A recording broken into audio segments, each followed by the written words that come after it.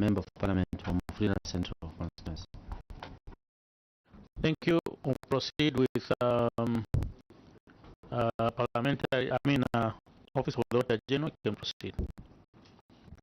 Good morning, PS and your team.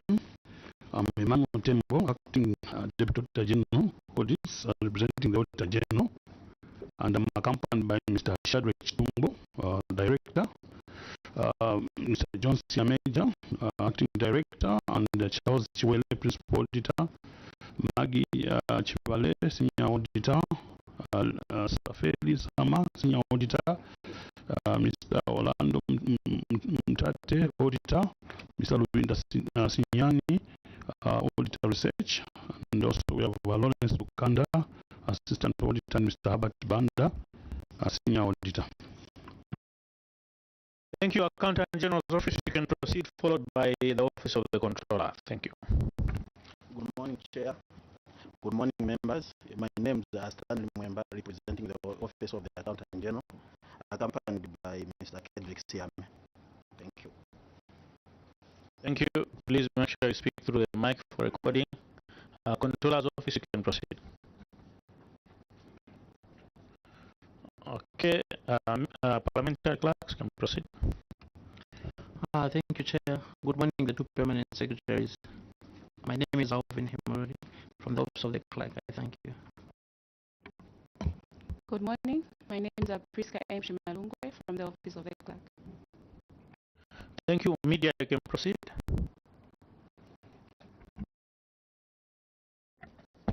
Good morning, Chair. Good morning, everyone. My name is Achongo Samba, photojournalist from the Digger's newspaper.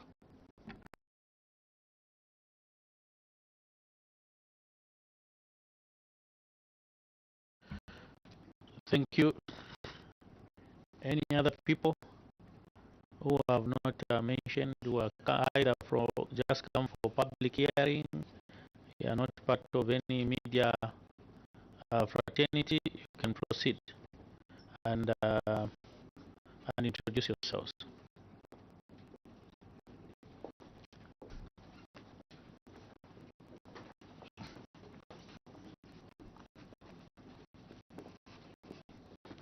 If not, we'll proceed with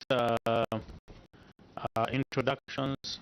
PS and your team, I'm Warren Chisha Mwambazi, Member of Parliament from Bwanamkuba constituency, and I'm the chairperson of this committee. PS, or the two controlling officer, I'll ask you to proceed and introduce your team. And let me also just make mention that if we have our suppliers or contractors, you wait for us outside. We'll be calling you as we get ready to tackle your issue. So all those who are coming, who are contractors, were asked by the controlling officer to come. You can kindly be in the foyer.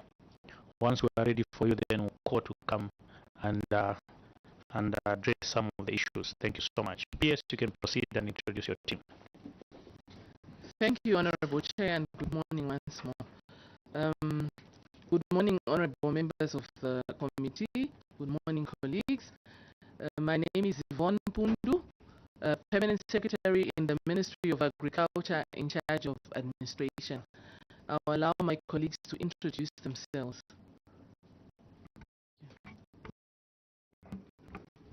Thank you, Chair. Good morning. Good morning, members of the committee. Good morning, colleagues. My name is Green Mboze, PS Technical Services. Thank you.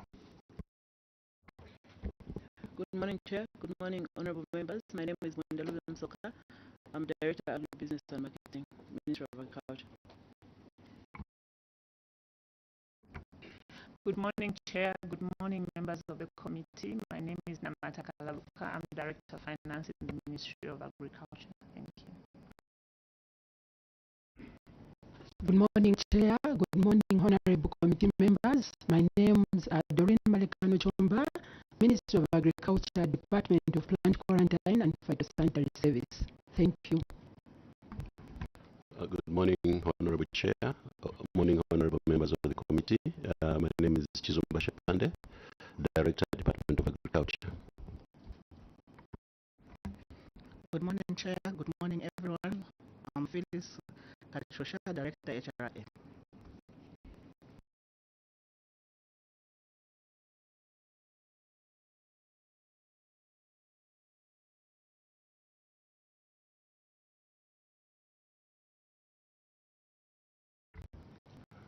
Good morning, Chair. Good morning, honorable members of the committee. My name is Angoni Dixon, Acting Director, Zambia Agriculture Institute. Thank you.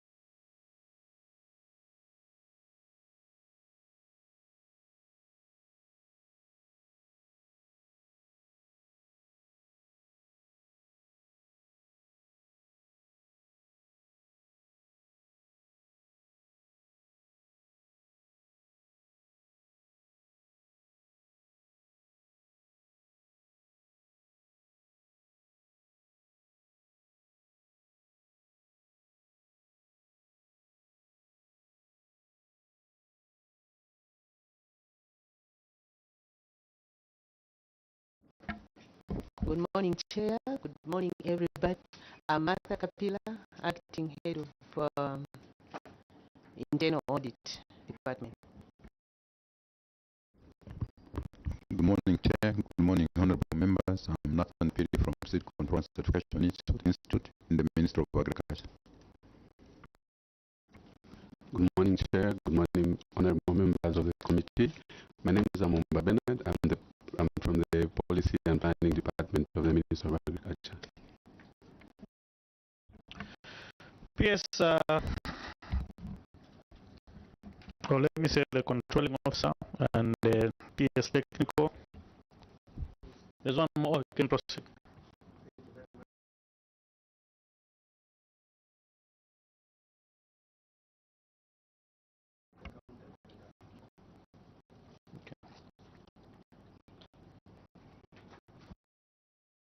Done now. The honorable member who's just joined us, you can proceed and introduce yourself. Thank you, Chair. Good morning, PS Technical and Administration. I'm Imanga Onyema Jr., Member of Parliament for Nalolo constituency in Western Province, and a member of the Public Accounts Committee. Thank you so much for the introductions, and PS technical, PS administration. We will come this morning. We'll proceed, honorable colleagues, with our questioning. We are going to begin with paragraph 36. And PS, I've seen, I think your suppliers, especially for paragraph 35, that are here.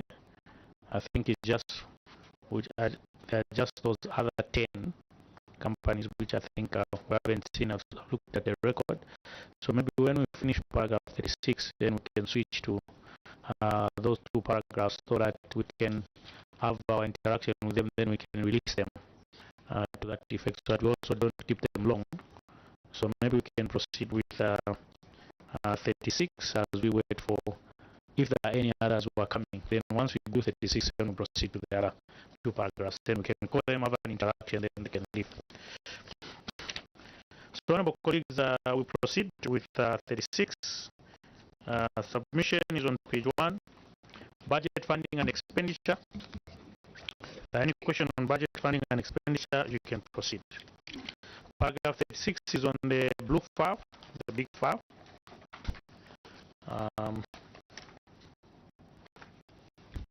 Honorable Miller, you can proceed. Thank you very much, Chair. On the budget and funding, the submission confirms the funds that were received. So the budget was 53 million, and the funds received was 52,997,520. So, Chairperson, I want to find out first of all if the Ministry made the follow-up with the Treasury, why they did not release the balance of 17,000 kwacha, and as a result of non-release of these funds, what activities were affected due to unavailability of this money. And then lastly, Chair, I wanted to find out, of this 52.9 million that was funded, how much was spent by the end of the year? Thank you, Chair. Thank you. PS, you can proceed with that question. Thank you, Chair. I'll be very short in my response, and then I'll invite my colleague PS to just say something. True to it, as represented in this paper, that there was a difference in the funding. The findings that we have gone through are clearly stating that there was an error in the printing of the yellow book, and I think the auditors picked it from that. I'll invite a PS Technical to elaborate further why it was left to appear like that. Thank you. Thank you. PS Technical, you can proceed and help us on that aspect. Thank you. Thank you, Chair. I don't think I have any explanation. The Director of Finance can explain, because this is an error. Yes. Thank you. Director of Finance, you can proceed. Chair, I would like to confirm that our funding was to the tune of 52,900,000 with a shortfall of 17 million, and that resulted in certain activities not being undertaken by our provincial offices and the districts that needed to have actually undertaken those activities. But most of those activities are the year-end activities that were not undertaken. I think there are just a few of them, because I think the amount that was funded was about 17 million. And with regards to 17 million or 17,000? 17,000, yes, it's only 17,000, so it's just a few activities that were not undertaken. So with regards to expenditure, all the funds that were released to the provinces and the districts was expended 100%, I submit. Thank you. Honorable colleagues, we'll proceed. 17 is negligible, and we've heard the explanation from the Director of Finance. We proceed on B, management of payroll and staff related matters, irregular payment of rural and remote hardship allowance. If there's a question, you can proceed. Honorable Amnima. Thank you, Chair. Controlling officer, there was some payments, irregular payments, namely in Western, Muchinga, Copper Belt, and in your submission you submitted that the affected 8 officers in Muchinga, Western, and Copper have recoveries have been effected and will be done from their terminal benefits, since they have have retired. Now, why is this being effected after audit? Why wasn't this effected before audit? And what has been done to the office bearers who have waited for these people to retire before this could have been effected? Has disciplinary action been taken? And if so, could you guide us where the appendix of that disciplinary action can be? Thank you very much. Thank you. PS, you can just wait. You can switch off your mic. Honorable Mai, as Honorable Mai, you can just hold on a bit. You can just sit behind, Madam, sit behind. Let me have Muchinga Pako to take this seat here. Then Honorable Mai can proceed. Thank you, Mr. Chairman. Just a little addition. While we agree that the ministry has instituted recovery measures, but Mr. Chairman, these officers, they did not get this money on their own. It was authorized by somebody. So in this submission, I've not seen any action being taken to the officers who authorized these allowances, despite knowing that these people were not eligible. So maybe the PS can run us through why there's no action taken against those supervising officers. Thank you. PS, take note of those questions. Honorable Daka, you can switch off the mic, PS, for now. Thank you, Chairperson. Controlling officer, it's just like a rider on Honorable Mai's question. Mine is directed to the ones who didn't effect the recoveries. We haven't seen any cause of disciplinary action being instituted against them. Those who are supposed to effect the recoveries prior to the audit. So what sort of, if at all you have taken any sort of disciplinary action, what sort of disciplinary action have you instituted against them? I submit, Chairperson. Thank you, PS. You can proceed. Thank you, Chair. To begin with, I would like to clearly state that this is very regrettable that it occurred in this manner. But I would like to just mention that true to it, it depicts that there was a degree of irresponsibleness by the officers. They certainly did not carry out their work and they deserve to be punished. Going forward, I'm saying we will not leave the officers responsible for these officers that are tasked to carry out this action where officers are getting money that they are entitled, because certainly the end permit users, these officers are answerable to somebody. And I am saying the supervisors of these people certainly did not do the job.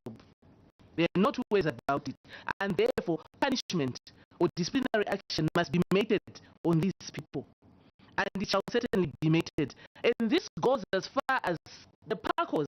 They must take responsibility in ensuring that before this is released, they go through.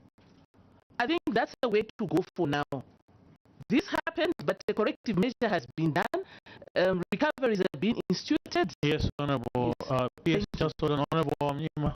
That's the point of order. Chair, we agree. We really sympathize with the PS, but we are not talking of going forward.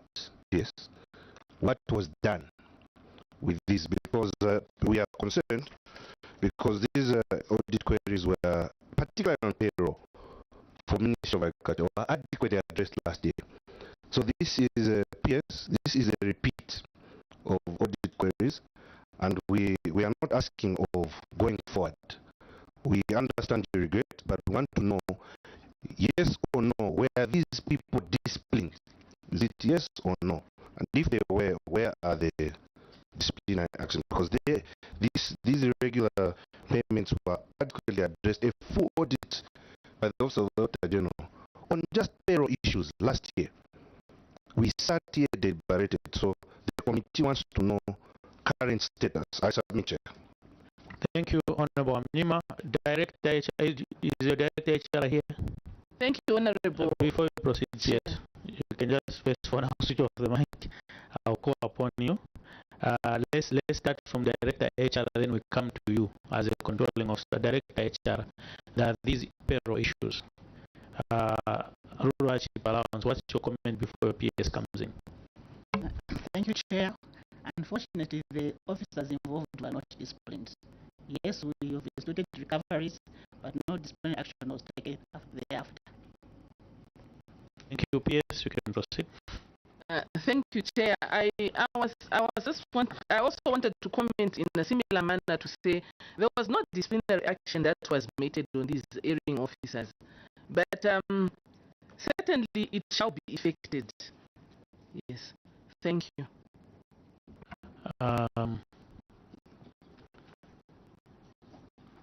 PS, in an ideal situation, before my honorable colleagues come in, Paco Mchinga, you are here, and I stand to be corrected. When an officer reports at the provincial, and they're being sent, let's say they are going to Naboalia or they are going somewhere, when they report there, there's an indication that this person will be stationed where they need rural hardship allowance. And the PACO, I don't know if it's the DACO, when they reach a district, these payrolls are decentralized, isn't it? These payrolls are decentralized. So the DACO will write to say we have such an officer in a remote area, and just as when the officers are leaving or transferred, the PACO will know this officer now is going to central province from my province, okay, or it's been transferred. Then they take off, they right to take off that rural hardship allowance. That is a procedure, isn't it? Because we have a similar issue with education, where the call it what, DEBS and the provincial PEO, they have to write to. There's that synchronization when someone is going in a rural area and when someone is leaving. There's that synchronization because of decentralization of the payroll. That's why we want also to hear from your PACO. What is a standard procedure? How do we put someone for rural hardship allowance, and how do we remove that person? So maybe Paco Mchinga can proceed and explain to us how this is done, since you are the one who receives people in the province and then they're designated in the districts as it were. You can proceed, because Mchinga, actually, you've got 38,000 which were paid to officers which were not entitled. Then we proceed to Copper Belt and Western Province. So you can proceed then. Honorable Mwila, you are at the hand. Maybe before Paco proceeds, you can ask your question, so that we have 3 questions. Thank you, Chair. I wanted to find out for how long, for example, Mchinga, Western Province, for how long did this go on, that the officers get rural or remote hardship allowance when they were not entitled? How long, how many months did this go on? And then, Chairperson, for Central Province, the response or the cause is disputing the audit finding, because Central Province is saying the ministry would like to inform the committee that the officer is eligible to rural hardship allowance as is stationed at Munyama camp. So they are disputing the audit finding. So now my question is, why was this not given to the auditors when they were on site? How serious did the officers in Central Province take this audit, that the finding is raised, addressed to them, they don't clear it, and need to come here and respond that in fact they were entitled? Thank you. So PS, you come through with that. I want Paco Mchinga to proceed. You can proceed through your PS. Thank you very much. I just want to maybe start with the number of officers. What I have here is the side Paco is 38, is the 3 amount is 38,423. Because I heard the chair talk about 38. What happens is, as you have alluded to, if a person comes for first appointment, is actually supposed to sign the arrival advice after signing the arrival advice, he will be now sent to an area. And the area, if when the district is designated to be rural, wherever he will be sent to, will actually be eligible to get the rural hardship allowance. But if a district is actually designated to be urban and rural, if it is posted within the urban, it will not be eligible to get rural hardship allowance. But if we go to further, over 100 kilometers, you will be now be eligible to get rural hardship allowance. Further that, Paco, yes. we ask you a question. Answer the question which has been asked. What is the? We understand some of the process. What transpired maybe with these 3 officers? Why were they getting these allowances when they were not entitled? What happened was these people at some point were actually transferred, and there was a lapse on the end user, because when somebody is transferred, he has to actually forego the rural hardship or the remote if it's taken to an urban area. So the end user didn't actually affect the deduction, didn't actually remove the rural hardship. That's why that's the thing that happened. And in fact, after this occurred, I even warned her of the same thing, that this thing is actually a not query which might even escalate to park. You hold on there. We will get back to you. Honorable Mnyima.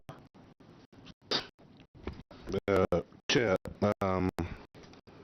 the PACO is explaining everything that he did not follow. You have 11 officers not eligible. They've been paid. And you've come before this committee to tell us that this lapse has not even, you've not even met a discipline on this lapse. So we're not really interested in the stories, because this is unacceptable, PACO. You are aware that these funds, and you to even say, we'll recover from terminal and so forth. What if the person contests it in court? You no longer have control over someone who's no longer your employee. So we want to know what stopped you from showing remorse on this error by ensuring that this lapse should not be addressed at audit. The challenge we have is that all stories to address this at audit level. So what did you do before audit? What were you doing before audit to address this lapse? Thank you. Maybe before even proceed with that question, the question which will help us is a question from Honorable Mwila. How long PS has this been happening? These amounts are for which period, from when to when, so that we now get back to the PACO. If all that time we're just waiting, it was just a lapse, continuous lapse. How long, what period is this? PS, we can proceed. Thank you, Chair. From the documentation made available, I think the period has not been stated per se. But what I can just say is that it is important to note that there was totally negligence on the part of the PACO as a supervisor of the officer who is responsible to carry out the communication, because it's a question of delaying the communication between the finance and the HR, who are the paying end users. So that delay, where they fail to communicate to say, we write to inform you that this person no longer requires rural hardship allowance, is what causes this. So totally we are saying, when they delay to communicate, we will end up in this manner. That's why I emphasize the point to say the PACOs must take responsibility. Perhaps I would request HR to elaborate on the time frame or the time limit as to how long did this take place. Is it months, years, or it's weeks? Thank you. Thank you, PS. Paco, back to you. That's why we're asking you that question. The period under review is January 2022 to December 2022. This is a period under review, which we are looking at. So tell us, because there cannot be a lapse for such a long time. 1 year is just a lapse. You've got a role to play as Paco to that effect. So we want you to elaborate on that, and also Director HR, we want you to tell us first and foremost how long you've been in the ministry. Then I want to understand what transpired. So Paco Muchinga, you can start and tell us if this lapse is for a year. You can proceed. This lapse is for a year, and actually just to add on, I verbally warned the executive officer over the same, though I didn't see actually put it written.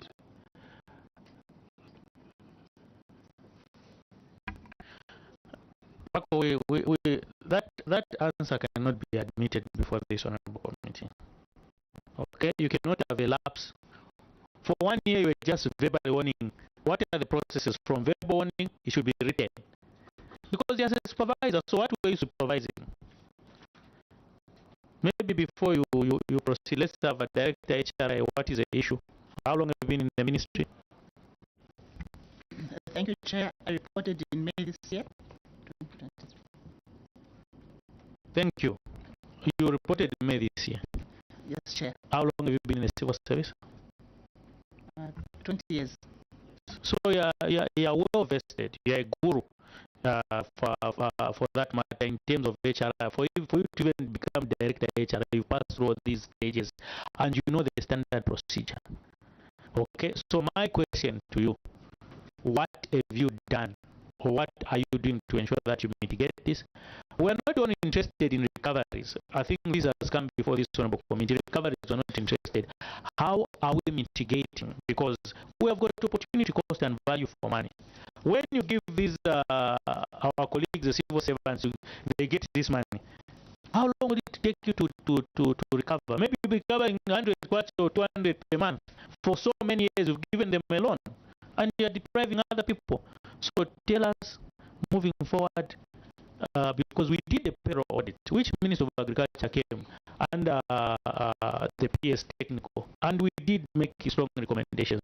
So tell us, and then Muchinga Paco, we don't want you to giving us lame excuses. You have to be in charge of your responsibility. Director HR can proceed. Thank you, Chair. Going forward, the ministry will be very proactive in terms of auditing the payroll. Yes, Honorable Amnima. You can switch off. Actually, I think we need to be clear that we are not talking of going forward, because last year we talked of going forward. We understand you are not there, but here's the issue. We first of all, Chair, I want to find out internal audit. Did they pick this up before the actual audit?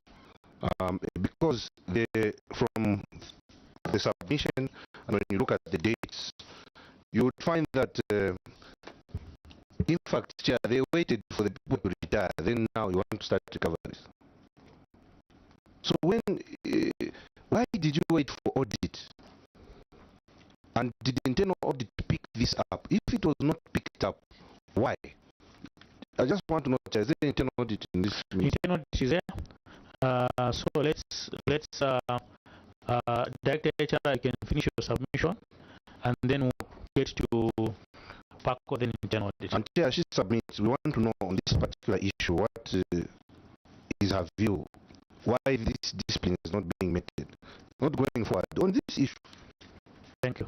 Okay, HR, I can proceed. Thank you, Chair.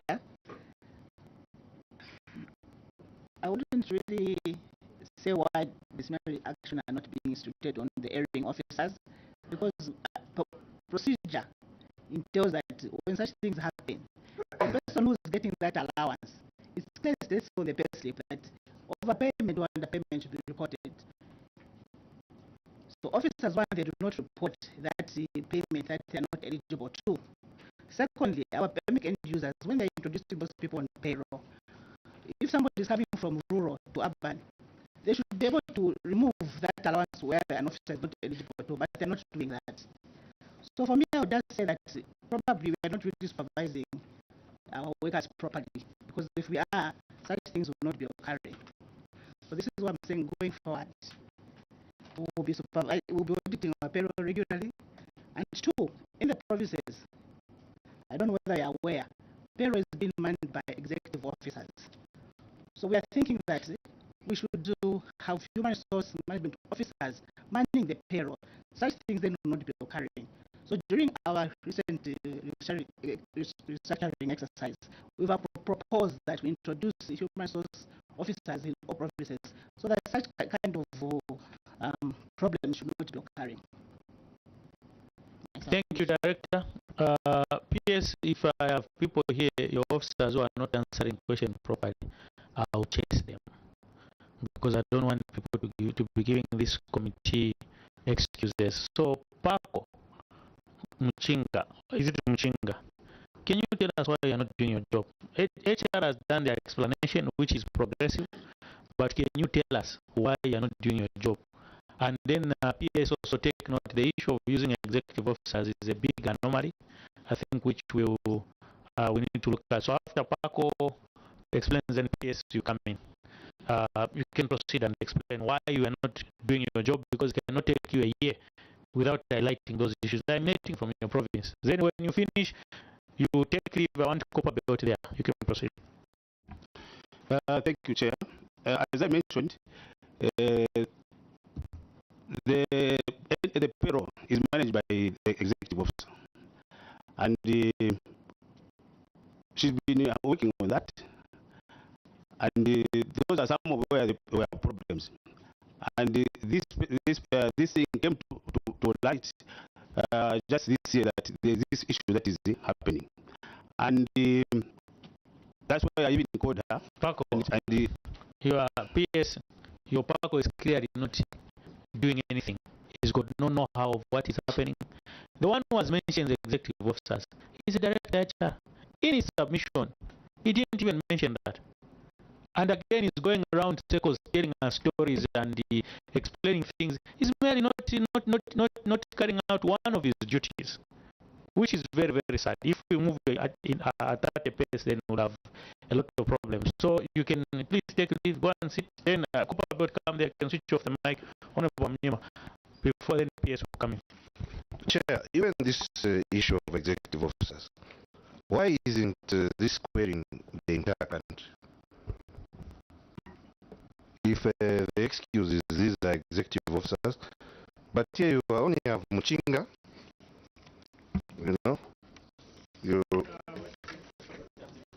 yes, yeah. So no, Chair, I think we need serious solutions. Not we want to, and perhaps we must interrogate if someone does not report an overpayment, and it continues for, it perpetuates, and the person is not being disciplined. What is that?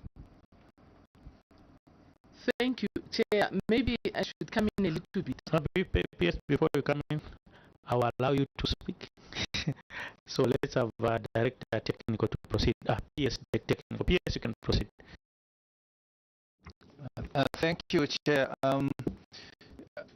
If I recall, we had this issue, similar issues last year when we were sitting here, and we promised that we are going to address this issue. And one way of addressing this issue was to engage Cabinet Office, MDD, Management Development Division. And we had been given a date of September 2022. Unfortunately, this engagement never took place until this year. So the issues which the PACO did not mention, which fortunately the Director HRI has mentioned, of using unqualified personnel to handle these payroll issues in the province, is actually a common feature. We are just fortunate that it's not across probably the auditors were in fact just did the sample. And I wanted to believe the problem is much more widespread because we are not using the correct personnel. So we have now this year engaged the PS, the director, I think, where we engaged the MDD, and these are the issues that we presented. Unfortunately, very belated, and we are not able to handle the issues we promised that we are going to handle this year. Thank you. Thank you, PS, for that clarification. I want Paco, Honorable Mamina, to ask a question, I think which some has been addressed by PS technical. But I want Paco Kopabel to explain why you have 73 million for this for people, 73,000. What transpired within this year? So we hear from you quickly, then we make progress, honorable colleagues. You can proceed. Thank you, Chair. And I wish to confirm that Kopabel indeed has reported the queries, and the Honorable Committee and the Chair. The lapse went on for a minimum of 4 months and a maximum of 10 months. And for reasons that the PS highlighted, that were the main attribute of the lapse that we had on the payroll. As to what actually transpired, I would like to take advantage of my outgoing Paco to shed more light on that. I call upon Dr. Gabin. Oh, you are not. How long have you been in Paco Copperbelt? I'm acting Paco Copperbelt for a week now. For a week now. Okay, take leave. The outgoing Paco can come quickly. Make progress.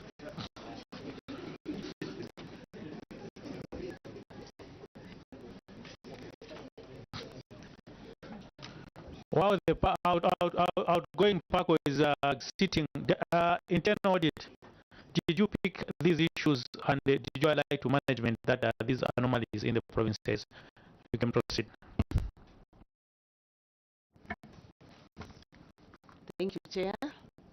We audited, as from HQ, audited Lusaka province.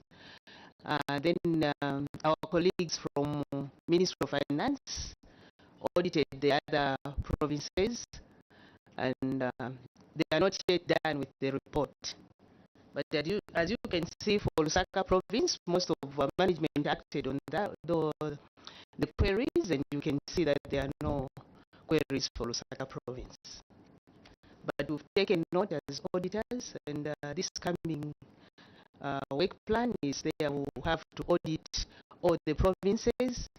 And Chair, I would like to highlight that Muchinga province, there is no internal auditor in Muchinga province, but I'm sure they'll give us an auditor very soon. If there was one, at least all the payments they pass through, the changes they have to pass through internal auditor. So if we had an internal auditor, I'm sure they could have picked it there and then. I submit. Thank you, Paco Copperbelt. Outgoing, what transpired quickly, we make progress. You can switch off the mic. Internal audit. But you can proceed. Good morning, Chair and honorable members of the committee. Let me start by saying that I do agree with your concern. First and foremost, there was the concern of saying how come that we did not come to realize that people were getting allowances we are not entitled to them. The committee may wish to know that under the Ministry of Agriculture, we realize that the field staff, most of them, their payroll sits on the provincial administration payroll, which is mainly handled by our HRA under provincial administration. That is the first point. And such issues can only be highlighted when we do the payroll reconciliation, which needs the staff returns from the ministry and also compared with what has been happening on the payroll. You will realize, Chair, that the 3 officers, 3 of them were transferred from other provinces. 4 officers. There are 4 officers, but 3 of the 4 we came in on transfer. The other one was on promotion. Let me first start with the three officers who came on transfer. They came on transfer and their transfer letters indicated an ID for a station which already, the way the payroll has been designed is that the ID, where that ID is sitting, is either that you get rural hardship allowance or remote. So when the officers came, you realize that the same station where they were posted to, there was an officer in that station, and they were redirected. That's the first point. The other officer, the last one, she was on promotion as acting agriculture supervisor. So she was still holding on to the position of agriculture assistant, which was accruing the rural hardship allowance. Hence, until when she's confirmed, when she'll be moved now on the substantial promotion of agriculture supervisor, and the rural hardship allowance was supposed to be dropped. I submit. Paco, I don't know if you got my question. All those processes you've explained, did you report? Did you tell the ministry I've got this issue? Did you write? I'm sure you've got your human resource management officers or whatever you call them in those provinces, or especially at the provincial level. Did you ensure that it's written to alert the headquarters? Say these are some of the issues we're having. Actually, not even to alert the headquarters. Payroll is sitting in the province.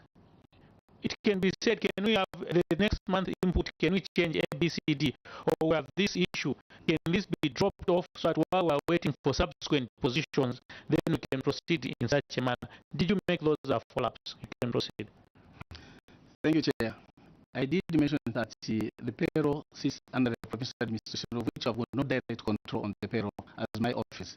And you will wish to know that the previous 3 years at my office, we don't have the PMK end user at our office, because the 3 we had, all of them had been transferred, and we are relying on provincial administration.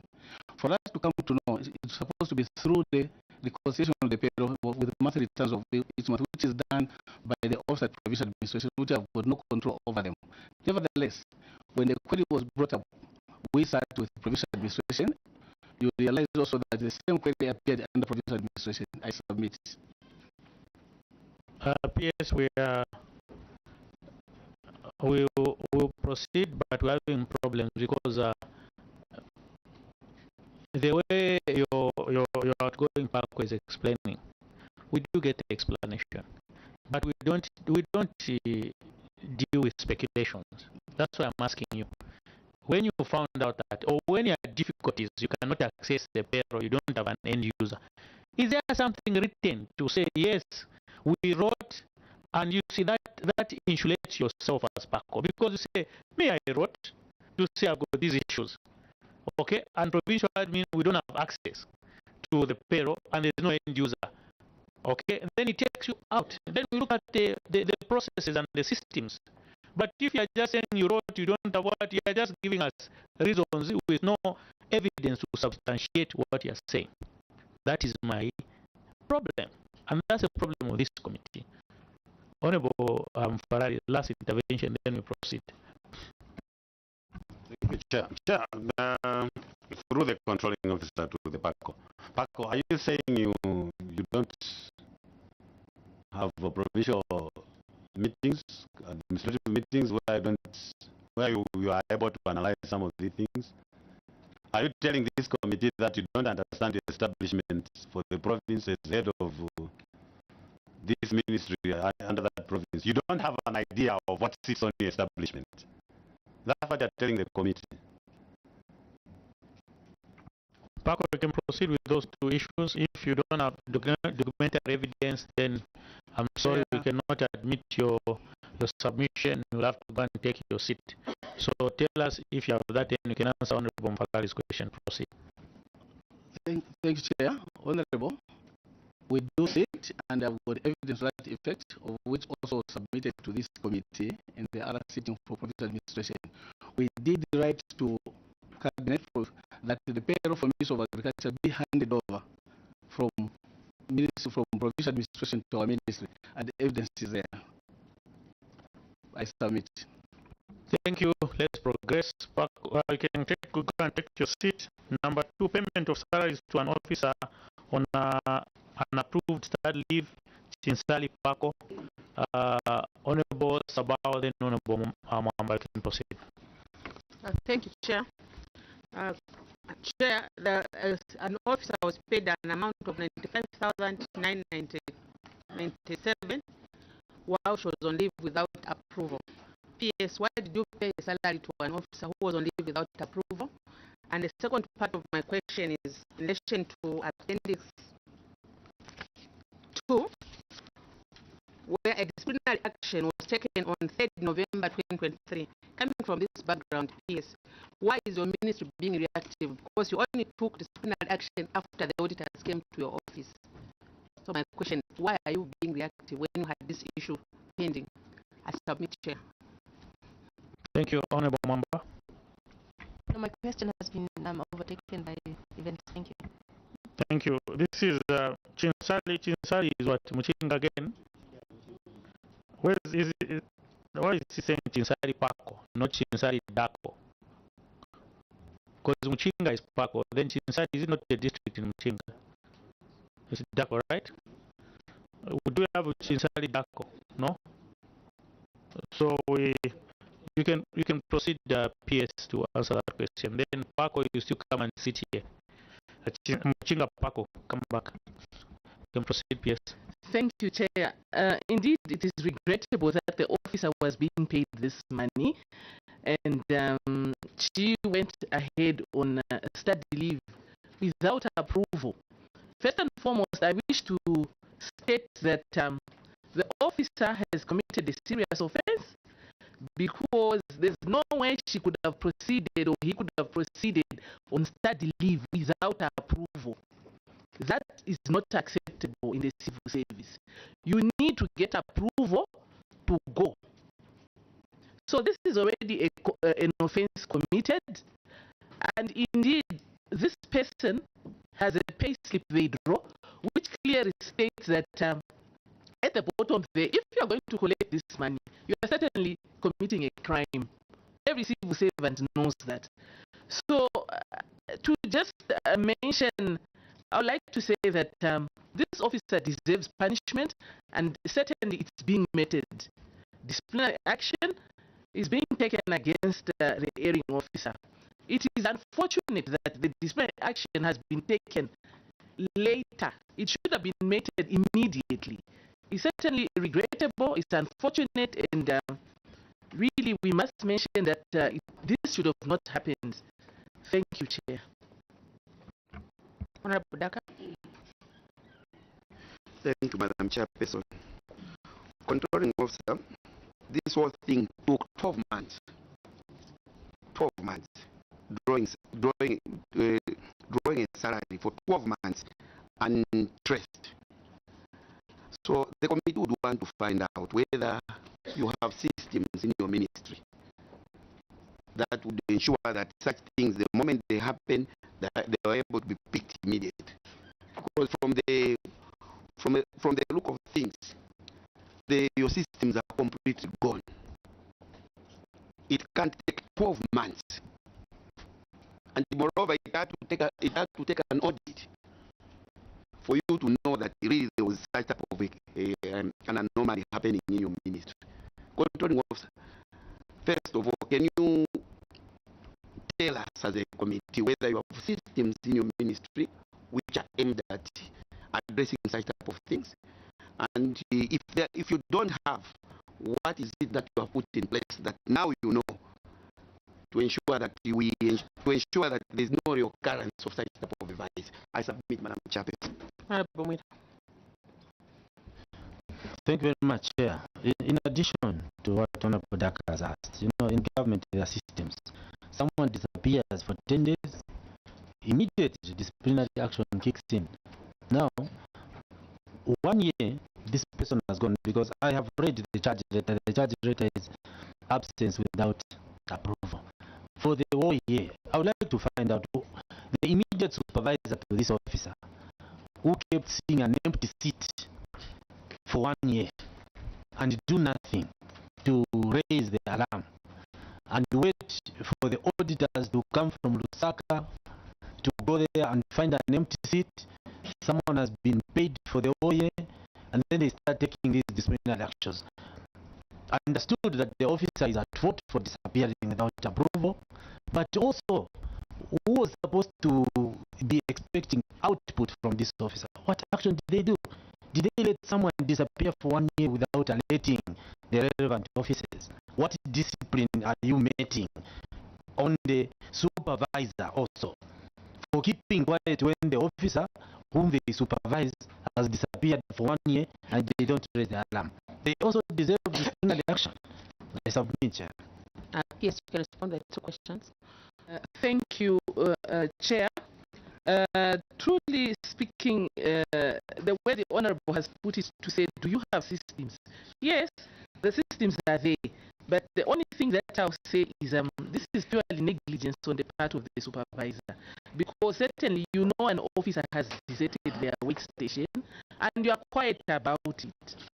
That alone is a serious offense, which in my view, it should only take 3 days and action must be taken. So to explain more than that will certainly not help, because the supervisor has purely displayed failure in their duty. And then come talk of the systems. We have got what is called monthly returns, which in my view, if the supervisor has failed to make punishment or to institute punishment on the erring officer, the supervisor, who is the DACO or the PACO, should know that this officer is missing at their workstation and must quickly take action. So we cannot say more than that, except for certainly or clearly stating that this is a failure in terms of the supervisor. There's just nothing else. Thank you, PS. PS, in your submission, your corrective action, we are not going to admit it. To say you're taking measures now, you've written this was supposed to be done prior, not to react to the Auditor General's queries, Director HR. This submission, you should not even tell your PS to come and make such a submission, to write this submission. It's not admissible because it's merely reactive. And this committee, PS, is not a committee for just being reactive. We are not entertaining business as usual. What we've tackled and agreed upon should be done. If it's not done, then punitive measures should be taken against those officers. We're not going to be talking about the same issues year after year. No payroll, no this was paid. We know the processes and procedures as civil servants. So it should be done as such.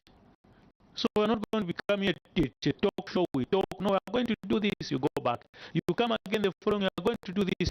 If people don't want to work, they will stay at home. We recommend they go and stay at home, employ people who can work.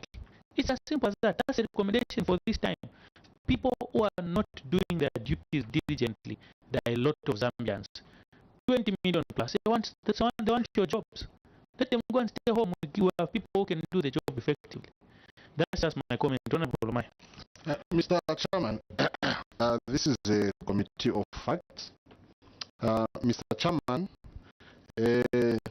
this may be just a story because indeed this officer was paid 95,000 without authority from PSMD, and the ministry has not attempted to tell us who is this officer, where did he go, what transpired.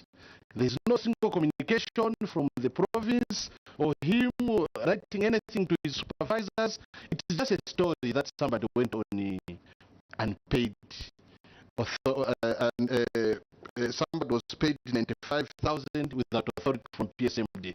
So what I want from the ministry is to tell this committee a story, who is this officer.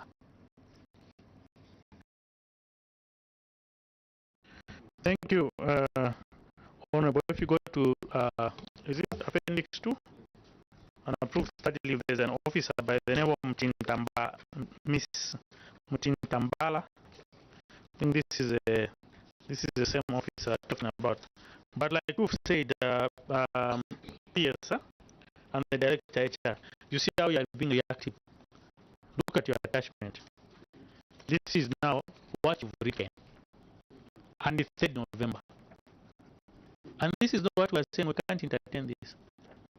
Okay? You've stated how long you've been in civil service. this cannot be entertained, PS. Let's be proactive. Like your PS Technical Services said, we tackled some of these issues. And some of these issues, you promise to take action and to mitigate them.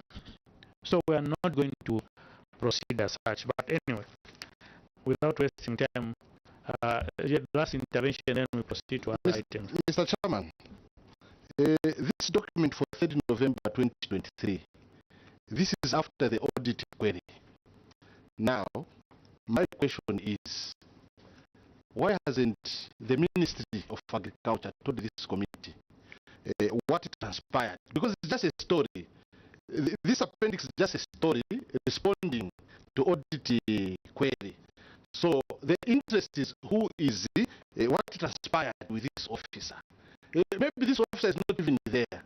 It is just a response to respond to audit query. Thank you. PS, you can proceed and answer that question, then we make progress. We'll move to the next item after that. Thank you, Chair. Indeed, the officer is in Muchinga province, just like the correspondence has showed on Appendix 2. But going into the details of what exactly transpired, I think I would rather invite the PACO to tell us exactly what happened for this officer to proceed on unpaid leave without approval, and for him to have kept quiet and not have taken action. Thank you. Let's make progress. There's nothing we're going to get from Muchinga, because Muchinga we brought the PACO here and there's no explanation. These are related issues. So I don't think we'll make any headway. Honorable Mnima. Chair, I just want to know what is the status of this now. What is the status? Because, Chair, I think we cannot accept an issue here if the minister cannot come here to tell us they have taken or requested for disciplinary action. We want the current status. Did this action take place? Where are we? Thank you. Honorable Lumai, proceed. Mr. Chairman, the Minister of Agriculture had a meeting with the PACOs and everybody. And I'm aware that there were briefings taking place on every item. So this is the reason more I'm saying it could be a story. So, Mr. Chairman, let us allow Muchinga to tell us what transpired. Because these things have happened before. We have got ghost reports. So that's why I'm insisting that this appendix number 2 for Ms. Mutinta Mbala, 95,000, Mr. Chairman, for 12 months. The province cannot allow just somebody getting free money. When other civil servants are waiting to be paid at the month end, and somebody is enjoying free money. Maybe they didn't even go to school. It's just a story. So that's why I want to understand what is the story, Mr. We'll allow that. Thank you. I'm just trying to also manage time. Muchinga can proceed and answer that question. Then PS will tell us what is the status, or Director HR will tell us what is the status as we speak now. You can proceed. Yeah, thank you very much. The officer is alive. This officer belongs to Shuangan district. She's an agricultural officer. Because upon coming back, she has even been seconded to ZCA. That's why she's now working. And when the study leave forms came to my office, I even signed them and added them over to the executive officer. And actually, the DACO took it up upon himself on the issue of having the study leave approved. Later on, the DACO even informed me that the study leave has been approved and the person has gone to school. I took it for granted that everything was done. Until later on, when in March, when we discovered that there were no study leave forms on her file, I really got in touch with the DACO. Thereafter, the DACO instituted even disciplinary action. He wrote a letter which was dated the 2nd May. He It's like he kept, it was quite on his part, and um, it so happened that this person who she wrote to, he didn't deliver, because the moment he delivered, she also said, she also wrote back, because we submitted even the papers for the correspondences, though they are not even are not attached. So the letter for the DACO didn't reach as quickly as it's supposed to have been.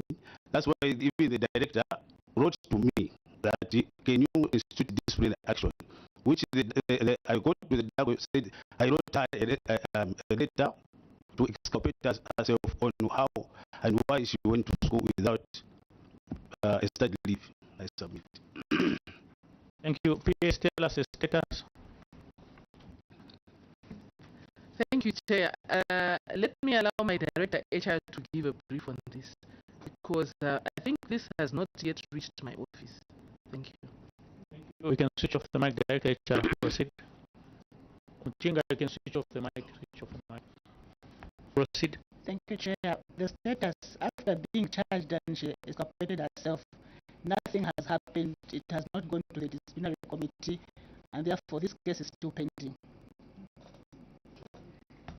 Progress. Can we make progress, honorable colleagues? Time. Chair, time. Before we make progress, time. For me, Chair, there must be a clear explanation on why such a case is pending. We can't accept a case pending. What, Chair, you see, if we have this kind of attitude in the civil service, the PACO is told leave is approved, doesn't know by his junior, and this letter is written 3rd November. Today we are 20th December. The ministry knew they are coming here. Yeah. So what is the delay? Because you see, there has already been delay in instituting discipline. So for me, it should have been a priority. Honorable Wamnima, I do agree with you. That's why I've told the PS and the Director HR that we are not going to entertain these reactive ways of doing things. The letter is stayed, for sure, like you are saying. And there's no way we can still be waiting. Punitive measures should have taken place, Director HR. That's what I said in my comment, not the question. And that's what the honorable colleagues are laboring to understand why the ministry is still seated without making any I can switch off the mic. Why the ministry is seated in Parliament? We are going to say seated in Dui instead of making progress on some of these issues. I think it's important. We don't want to labor on these issues. We've got a lot of issues, honorable colleagues, to tackle under Minister of Agriculture. And payroll issues are issues, PS, which are supposed to, it's within your control. And especially that some of these payrolls are decentralized. But there's a gap between the PACOs, the head office, the DACOs, which is not helping us to move forward. So please take note of that issue. I think as we proceed, we make a recommendation which we want you to go and do as you go back to your ministry. Progress. Failure to remove paid pensioners from payroll. I think the first hand was Honorable Daka, Honorable Mamba, and then Honorable Mela. You can proceed.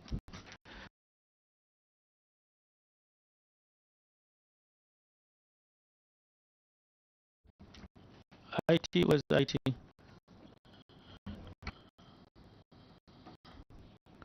Then Honorable Mamba can proceed. Wow.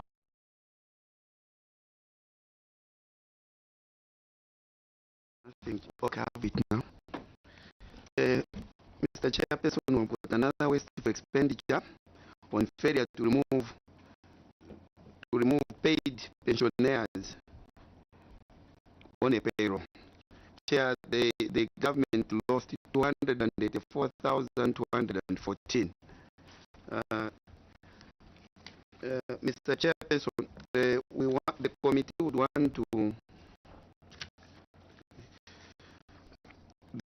want to find out why the ministry. The first question to the controlling officer is we want to find out what mechanisms you have put in place to ensure that the retirees that have been paid are removed from the ministry's payroll promptly. I think, Chair, I submit. I can end there as of now. Thank you, Honorable Member. Can proceed. Thank you, Chairperson. In the controlling officer's submission, we have been referred to Appendix 3. Appendix 3 is the letter from the ministry to Public Service Pensions Fund. This letter seems to be very reactive, and there's a lot of doubt in the authenticity of the letter if it really did go to the intended division, because when you look, it's just a letter signed by the PS. It does not show whether it's been received. It doesn't show any authenticity that it has been relayed to the Public Service Pensions Fund, and what was the response after this letter was done. I submit, Chair. Thank you. Paco Northwestern, are you here? You can sit there. PS, you can proceed. Having looked at the letter, it's the same issue, honorable colleagues. 3rd August, no stamp PS that is received by Public Pension Service Fund. Nothing. We don't know if this letter, it can be even be written yesterday or the other day and put there, because it has no authenticity to that effect. Just my comment, Honorable Mwela, then I'll ask you to answer. Thank you, Chair. In fact, in addition about this letter, we know that the separatist payroll is managed by Ministry of Finance. Now, this letter is addressed to the Public Service Pensions Fund, which is a separate entity altogether. And they are being told, the managing director of PSPF is being told in the second paragraph of this letter that the office, the request to your office to put in place measures that will ensure that separated officers who are paid their pensions benefits are immediately removed from the separatist payroll.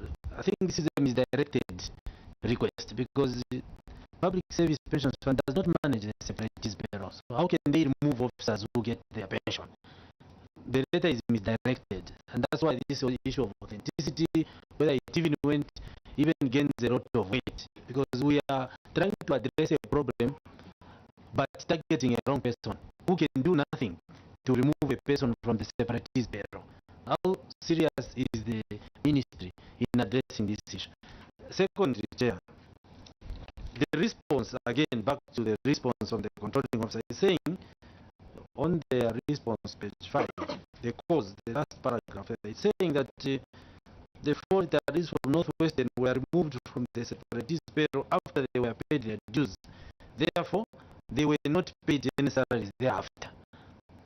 Is the ministry disputing the finding that 284,214 was paid? Because they're saying in this response that they were removed and they were not paid salaries thereafter.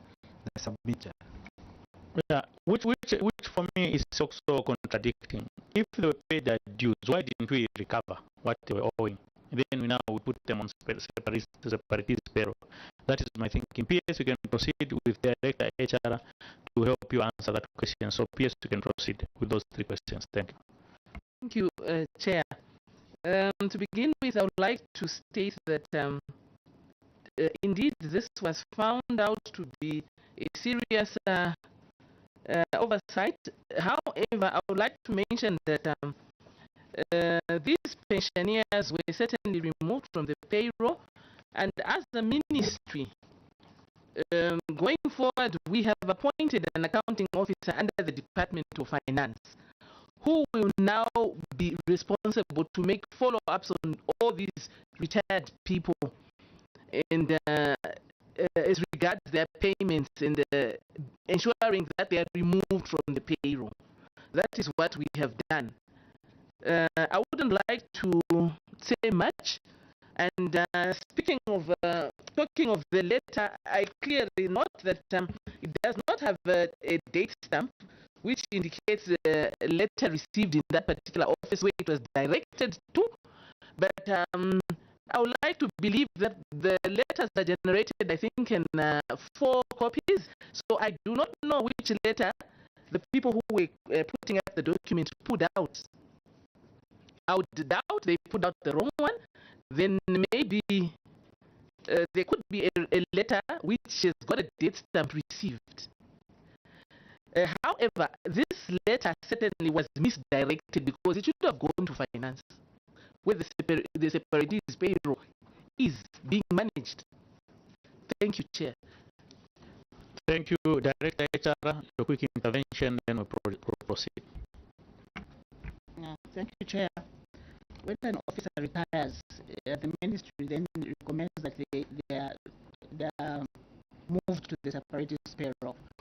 And when they are paid their dues, the ministry does not know that they have been paid. It's only Ministry of Finance that can then remove them from the payroll. Our role is just to remove them from the general or ministry's payroll to the separatist payroll, which is managed by Ministry of Finance. So when they get their dues, it is now Ministry of Finance that removes those retirees from the payroll. Thank you. Let's make progress, honorable colleagues. Next question. Failure to collect rental income. PS, this one we are from deliberating is the same with the other ones. Is the ministry is just being reactive and not taking precautions to ensure that these issues are mitigated moving forward. Failure to collect rental income. I think this is under Chinsali. Muchinga again. Muchinga Park, okay, you come back.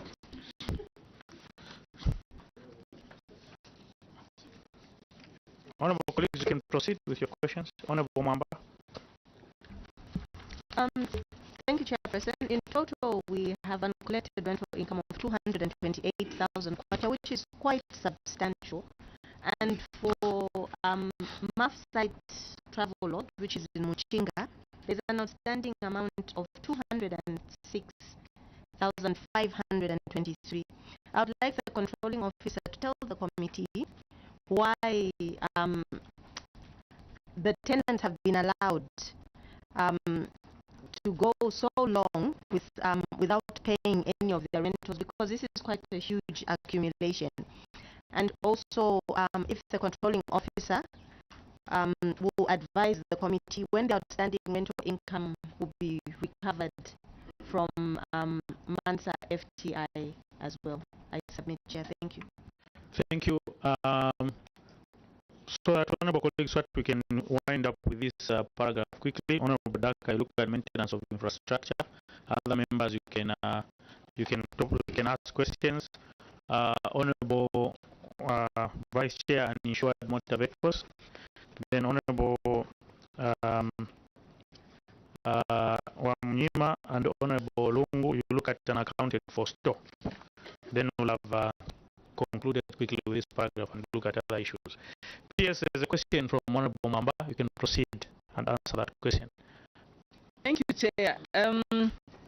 Truly speaking, as it has been represented on the document before us, we have a MAF site travel lodge, which is in Muchinga province, in Pika district. A total amount of 206,000 was or has not been collected. To be honest, this means that our officers there failed to perform. But I am made to believe that from what has been brought forward by our officer, he's saying that the tenants at the site travel lodge have committed to pay within the next 3 months. And then speaking or talking about the farmer training center in Mansa, it has been stated that this figure, the outstanding rentals have since been paid. And if we look at the paragraph on first paragraph on page 7, it says that the committee may wish to note that there are 30 housing units which rentals are collected by Mansa Farmer Training Institute. The institute has been collecting rental from the tenants occupying all the housing units for the last 5 years. However, out of 30 housing units, the ministry has challenges in collecting rentals from 5 tenants, and the reason for not collecting from the 5 tenants can only be brought out by the PACO for Mansa, because he's the one who is directly interacting with the tenants. It hasn't been advanced to my office why he has failed to do that. Thank you, Chair. You mean Paco for Luapula?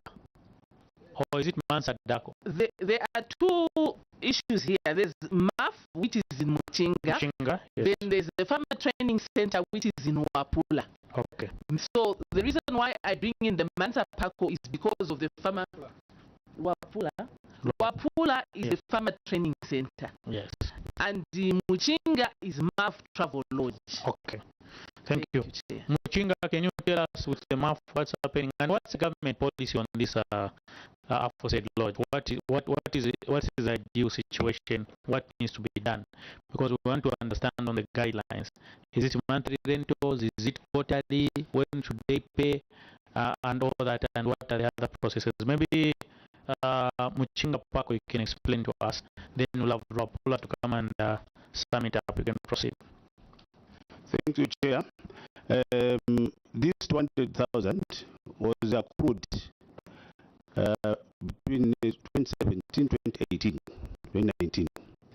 And it was accrued because there was serious traditional and political interference. All this long, it has been working very well. But at some point, the late chief asked for accommodation through the PS. Chief Kwanda asked for accommodation through our permanent secretary, by then Mr. Shaw. When he started staying there, he assumed ownership of the table lodges. And not differing with the chief, it became very, very difficult. Because even through the PS, it was also difficult for him to intervene. And it ordered the people to stop paying rent.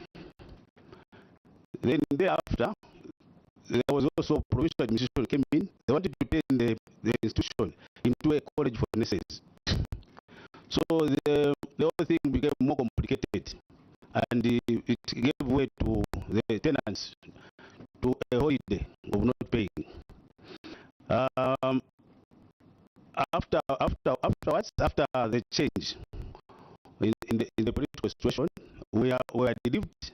Because even previously, we are even writing to our headquarters so that it can be turned into a farmer training institute. Because Muchinga doesn't have a farmer training institute. So that response was not coming. So there was even an MOU that was written for provincial administration so that the permanent secretary Lusaka Kenya actually endorsed. Then after the change, we were now written to by the permanent secretary to turn this place into a farmer training institute. And some of the tenants who are staying there had left. So we are making follow-ups with them, and we have written the commitment letters. So far we have actually recovered 20,400, and the commitment letters have been related to them, and we are hoping in the next 3 months they will pay, and then we'll actually have this thing properly in a way where we can actually make it as a farmer training institute. I submit.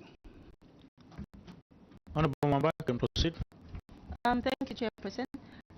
Controlling officer, just you have spoken about some dilapidated houses and all that. We have 30 tenants in question. Then we have 17,000 kwacha as outstanding. How much does each tenant pay per unit? And also, please, can you update after the payments that he's spoken about? What is the current status of the 228,000? Is it still 228, or there's been some payments towards it? I submit. Thank you. Thank you.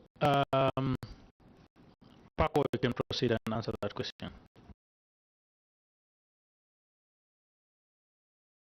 That is Mansa. Mansa, you can sit there. Mansa in Luapula. I mean Luapula, sorry, Both not of Mansa. Mansa, Luapula is Mansa. She requested for an update on the position on the funds. So I thought maybe both of them could give us. Yeah, so the PS, the correction is that Luapula Paco is also part of Mansa because it's Luapula province. Mansa, unless it's a district, then we say Mansa Dako. So Luapula, you can proceed and answer the question.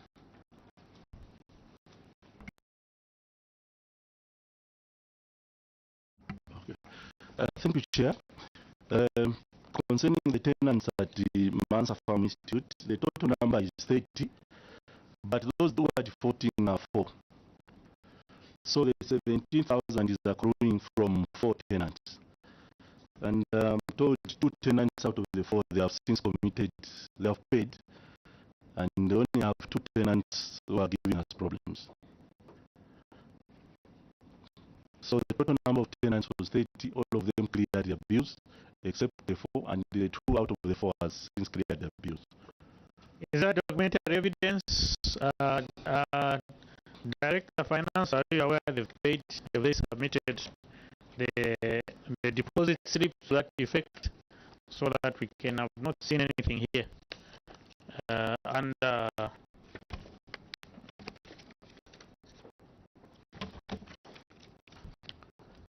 PS, have they paid, or Director of Finance? I don't know who's going to. Have they paid? Did you see the deposit slips?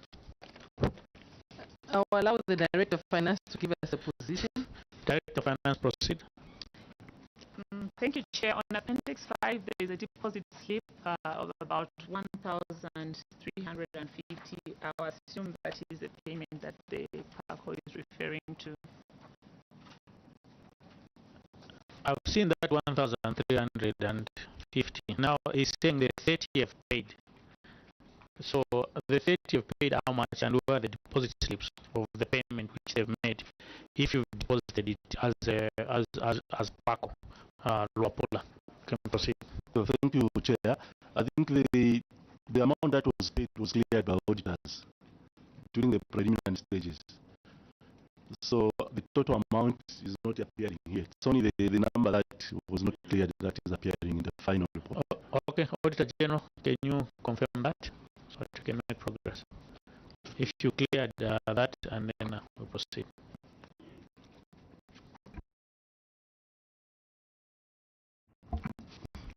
Chair, since I think this response was not given, and we're yet to check, I think we'll verify.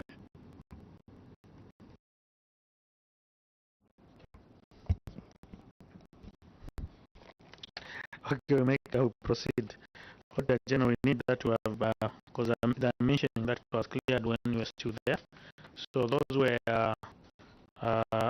in charge of that audit at such a time, they should make a clearance and tell us a position. But to proceed, Honorable Amnima, progress. Chair, the Office of the Auditor General is a constitutional office under Article 249 of the Constitution, and this office, when you look at the regulations of the finance control and management, requires that every store officer must provide must be able to provide information with regards to receipts and each of our public stores. Now we have officers Dako, Shibunji and Itestezi who did not give auditors information, and we also have stated that few statements from Said and Fanyama. Certainly these documents that were unavailable during audit are now available. Now, controlling officer, how genuine are these documents which are being availed now but were not available during audit? These receipts, reconciliations. How genuine are they? Because audit does not happen, say, within 24 hours. The audit is no. Management letter is written, you reply to the management letter. So you've noted that you have taken disciplinary action against officers who refuse to upload documentation. But how genuine is this documentation, which was not there? Thank you. PS, you can proceed. Thank you, Chair. In terms of authenticity, I wish to invite our principal internal auditor to be the person to verify the authenticity, because these are the people that vet, check, and also guide us on documents that come through to our offices. I invite the principal internal auditor, sir. Thank you. Before principal internal auditor comes, stores falls under who? She's Director Finance. Director Finance, I want you to make comment on this. Then now it will go to the principal internal auditor for authenticity of these aforesaid documents.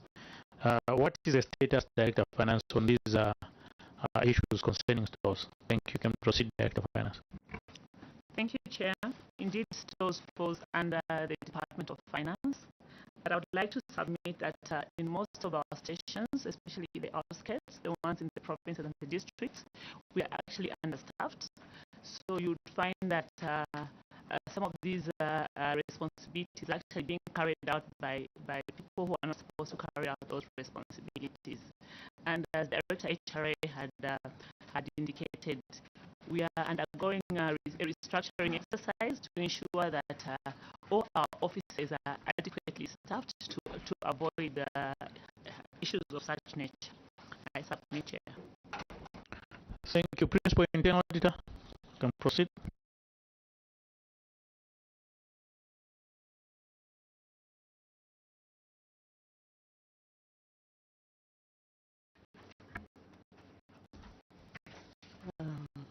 Chair, on the verification,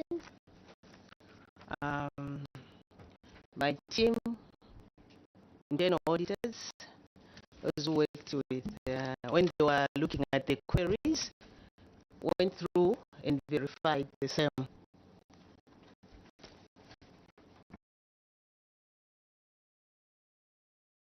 Honorable Farade, you can proceed. Chair, thank you so much. Through the controlling officer to the internal auditor, it only helped that you are telling this committee just a few minutes ago that there were no audit queries in Lusaka because you cleared and you went through them. And we have this one here. What went wrong on this one? If you cleared Lusaka, that's 1. 2, you have indicated that Appendix 6A, and accounted for stores central. In there, you have just put a letter. Where are the acquittals that you are talking about on central? Because there's only a letter where someone should be excavating himself from the provincial coordinator. Thank you, Honorable Amima. Chair, in fact, the documents being said that they provided, they are not there. These documents are not there, PS, because we'll start with 6A. However, the stores have since been accounted for. There's just a warning letter there. There's no, we are not seeing any accounting document. Then this Masait Dako wrongly provided fuel statements for 2021 and a 2022 report. At the time of what the district was using Tom cards without issue notes as it was difficult. Corrective action. The 2022 fuel statements from Masait Dako were collected and disposal details are available for verification. Where are these? Chair, when you go to 6B,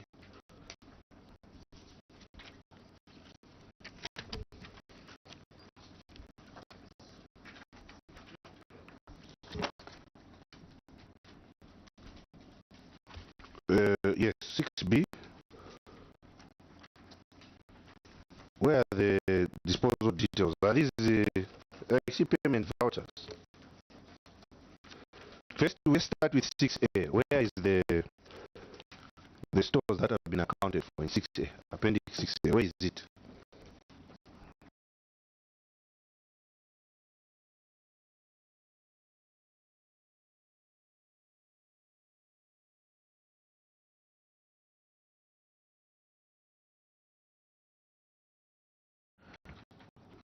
Thank you. Where's Mr.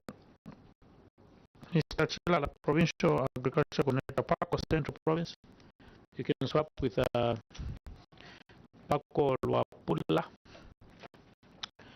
PS, you can proceed, and we have those. I think the question from Honorable Ferrari is for your internal audit, principal internal auditor. Then the Honorable Wamnima's question can be answered by either yourself or your officers. You can proceed.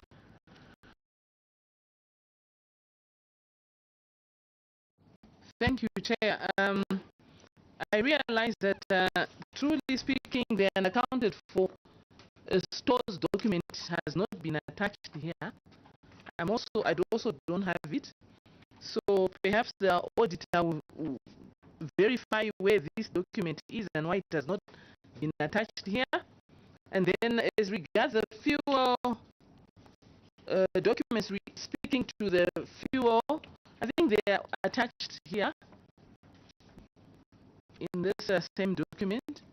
If we move forward, before the payment voucher, we have some documents there. However, I would like the various PACOs responsible for these provinces to elaborate further on what exactly transpired. Thank you, Chair. Thank you. Before we proceed on that aspect, Principal Internal Auditor, there's a question from Honorable Ferrari, where you had alluded to earlier that you had audited Lusaka. So what transpired on these other aforesaid issues? You can proceed.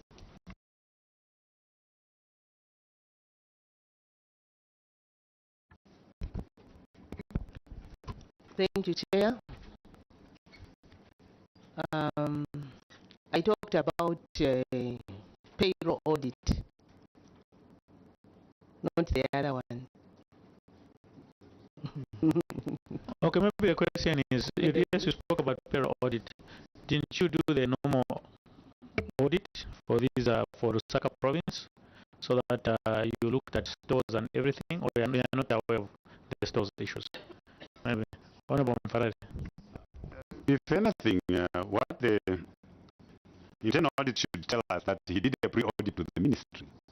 So she must have a pre-audit report concerning all these matters under her ministry. So she cannot come here and say, I only audited payroll. What was she doing, or what were they doing? As an audit department, to look into all these, some of these audit queries that they are bringing here, internal auditor, they should have not come here, because there should have been availed with the documents that are necessary for them to be acquitted. But now you are telling us that you only audited payroll. What about these others, since you are in Lusaka province? Thank you, Principal Internal Auditor. You can proceed. Then I want Honorable Omnima's question to be answered. It's not answered. The one concerning the documentation here. So, Principal Internal Auditor can proceed. Then we'll get back to these stores issues, because there's no documentation apart from a disciplinary letter here. You can proceed. In Principal Internal Auditor, proceed.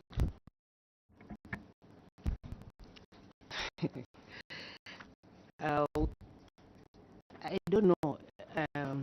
It's not that we audited payroll only. We pre-audit all the payments when they pass through our office. And when we audit, like the payments, thereafter, what happens is not part of the pre-audit, but it's the post-audit, of which we do post-audit. Now for this one, it could be maybe we missed out something. But otherwise we audit all angles, not only payroll. I submit. Yes, on 6B, there are no attachments. There is only a letter from Mr. Chilala, who I believe is you. Yes. And this, you are now charging the DACO. Very quick to charge others, as it were. What really transpired? You can proceed and tell us. You are Paco for Central Province. There's Sibuyunja and others. I think you can proceed. Thank you, Chair. In the first place, I just wish to say this is regrettable. The fact that in the time when the auditors went to audit Shibuyunji and the other areas, the sort of details for fuel were not available, in the sense that the accountant who was handling the stores was not at the station. Efforts to try and locate him to get the details, I think were not very fruitful. So that really caused all this this delay in terms of having a disposal details. Even at the time of verification, when we went to verification, the gentleman who had the disposal forms, the fuel returns was not available. So that's the more reason why we've gone ahead actually to charge DACO, and consequently also the charge, and we've since made also changes in terms of who does the stores and Shibuyunji specifically. That's a great. Thank you. For me, there's no answer there. What you said, Paco, there's no answer. We are just merely speculating. Honorable colleagues, we have people we've invited who are outside. So I want us to quickly resolve this issue. Then we move to those two paragraphs. Then we can have a chat with them and interview them. So, Honorable Wamnyima, you are indicating, or is it Honorable Mfarari? You can proceed. Chair, so is it your submission that you have misled the PS to say attached? Where are the... Because there's nothing attached, sir. Where are these attachments which you have been submitted before this committee? The stores have since been accounted for. Where are they? Thank you, Honorable Mfarari. The Chair, the response from the PACO is neither here nor there. PACO, for you to acquit this kind of an audit query, if you knew where you are drawing fuel, you should have gone to get a statement and you give them. It's that simple. But why did you have to take 3 months, 4 months? You even bring an audit query like this one to this table, and we see it and start looking at failure to acquit. I think you need to up the game. I think controlling us, the PACOs and DACOs should up their game. We cannot be sitting over issues like these. And then they come here, they even travel from wherever, from Muchinga, to come and attend to a query that they could have acquitted there. I think there is lack of seriousness. I think we need to up the game. They need to up the game. If the people are not willing to work, you put them aside. PS, you can proceed and answer Honorable Mfarari's question, then Paco Centro answer Honorable Wamnyima's question, then we make progress. Thank you, Chair. It's really unfortunate and indeed regrettable, and it's quite disappointing that we are discussing an issue that should have not been brought before this committee. And these are straightforward things where officers must be responsible for their day-to-day work. That is what I would say, because certainly the attachment is not available here. That I should admit, and everyone else must admit, because they don't have it. I equally don't have it. And then talking of Honorable Mfarari's concern, it's sad to realize that the entire PACO is failing to account for what I call his working kit, because for him to perform in that province and district, this is what they are using. And it's very sad to hear that they could not go to the filling station and collect their statement of account and provide it. So, Chair, there's nothing much I can say except for admitting the irresponsibleness on the part of the officers. Thank you, Chair. Progress. Yes, Honorable Amniwa. Appendix 6B. These are acquittals. Which filling station is this? Where it's just in petrol?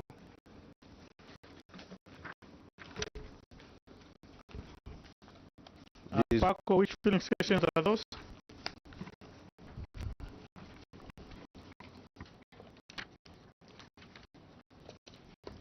Chair, perhaps that is not ours, it could be for Cobalt, but for us, in all the disposal details, education is saying they're not attached to this, but the team that came from HQ, led by the principal auditor, they collected the disposal details, but we have the originals, I think, in the station for verification.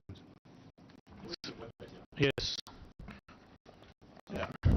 Paco, you knew that you had an audit query concerning Usiwunji. Why didn't you just carry it yourself? So that we can appeal this. So even that time, why didn't you make sure you made sure that you appeal such an audit query? Why did you have to allow your DACO in Shibunji to stay 3 months down the line? She cannot, or they cannot account for stores. As I indicated, when the team came from I will not allow you to speak. So I'll allow you to speak. Now you can speak. Thank you, Chair. As I did indicate, when the team from HQ came to collect some of the evidences for park, all these things were submitted to them. So I did not foresee, or I did not, see this happening, that probably these were not attached. So, but basically, all the disposal details are available for verification. You want to come back and start verifying. Copper belt, can you sit there? I think Honorable Amniwa, these are for copper belt. I've seen Total and others. So maybe copper belt can come. There's Rufanyama, yes, that's copper belt.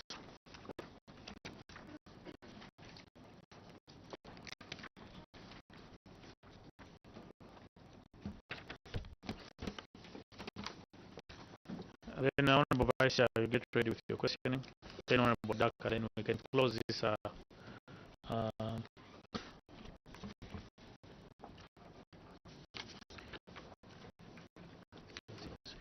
Paco, you can clarify. There's a question: which feeding stations are these? There's just also there's Total Karulushi. You can proceed. Thank you very much, Chair. There are two issues. One is for Masaiti, the other one is for Kalushi. You agree with me, Chair, very much that in Rufanyama there is no filling station. They use the Kalushi filling station Total. Equally, Masaiti, they don't have a filling station. There is a filling station in Luansha. Let me start up with the issue of Masaiti, failure to avail disposal details. I will agree with your concern. Is that the time the auditors were on the ground, unfortunately, there was the issue of poor record keeping. We came to realize and come across the same details after when it's like our accountant had submitted some responses for the previous year, not the current year we're discussing. They attached the documents for the current year on the 2021 documents. So they were sent them to Auditor General's office for verification. So when they went to collect, when they discovered that the documents we were looking for the year we are discussing were attached with the other previous. So that's how the documents were made available. Then in Rufanyama, they were using a TOM card, of which we were not allowed to use. And what we did was to get back to the requisitions by each department when they were doing fuels and engage our colleagues from the filling station Total to see to it the numbers of vehicles which were drawing the fuel and the dates and the quantities in regard to what was entered in the logbooks for the vehicles. Thank you, Dapo. Thank you. I think, honorable colleagues, let's make a recommendation on this and account it for store. We'll keep going around circles. Can we proceed to uninsured motor vehicles? Then after that we'll have Honorable Daka. Then we finish this paragraph. Vice Chair, proceed. Thank you, Chair. Chair, on page 9, 8 motor vehicles and 47 motorbikes belonging to 6 stations whose values cannot be ascertained have not been insured as of 31st July 2023. Then in the response by the PSs, the motorbikes have now been insured and the insurance policy documents are ready for verification. Now my question is, Chair, why did it have to take the PS to wait for auditors to come for them to insure these vehicles? What I've discovered is that this ministry, like I said earlier on, in whatever queries we're asking, they are being reactive. They had to wait for auditors to respond to certain queries. Why PS to insure these vehicles before the auditors came? I submit, Chair. Thank you. Yes, you can proceed. Honorable colleagues, if you've got a supplementary question on that, you can still ask. PS, you can proceed and tell us why this happened. You can proceed. Thank you, Chair. Like it has been rightly put before us, these motorbikes being talked about here were non-runners, and apparently I think they had been parked for a while and they were not being used, and they were faulty and had some mechanical faults. But currently the position is that these motorbikes have since been insured and they have policy documents, and I think it must have been a very serious oversight on the part of the responsible district where these motorbikes are, because they really certainly need to know that these motorbikes must be insured, even if they are non-runners, because there it is, they've been repaired and they are now running, meaning it was just a bit of negligence on the part of the officers. Thank you, Chair. These motorbikes are from where? Isoka, Mumbwa, Mukushi, Chitambo, so Central and Michinga. Central, they are still West Central. Central, quickly come back or tell us why you didn't insure these motor vehicles, or did you submit to the ministry headquarters your status vis-a-vis issues of insuring these motorbikes? Central can sit there. Michinga has been too much of you, don't come here.